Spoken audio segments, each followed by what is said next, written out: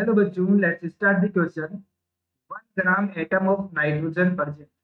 देखिए बेटा, तुम्हारे पास में यहाँ पे 1 ग्राम एटम का मतलब है 1 mole nitrogen atom.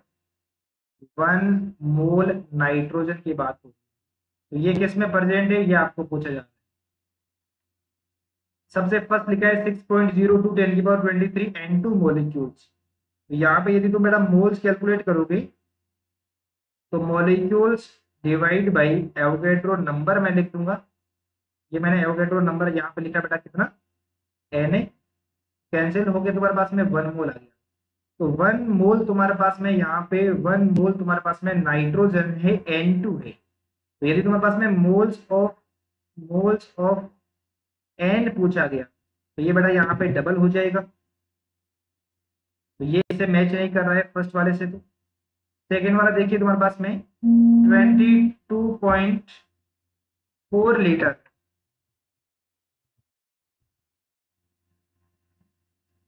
Of nitrogen eight STP। तो यहाँ पे यदि तुम मोल्स कैलकुलेट करोगे तो तुम्हारे पास में 22.4 डिवाइड बाई, यहाँ पर तुम्हारे पास में 22.4, तो ये तुम्हारे पास में 1 मोल आ जाएगा। 1 मोल N2 है यहाँ पे। 1 मोल N2 आया तो मुझे बताओ, मोल्स ऑफ नाइट्रोजन एटम्स की बात होगी तो वो 2 हो जाएगा। एक मॉलिक्यूल्स में 2 एटम है तो मुझे डबल करना पड़ रहा है। 3 में देखिए 11.2 लीटर ऑफ नाइट्रोजन 8 STP।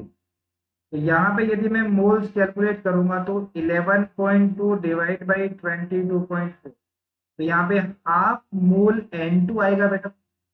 तो बेटा आपको पता है यहाँ पे मोल्स ऑफ नाइट्रोजन एटम की बात होगी तो हाफ मल्टीप्लाई 2, ये बेटा 1 मोल यहाँ पे हो जाएगा। तो यहाँ पे ऑप्शन सी हमें मिल चुका है करेक्ट। डी को भी हम चेक कर लेते हैं बेटा। 28 ग्राम ऑफ नाइट्रोजन।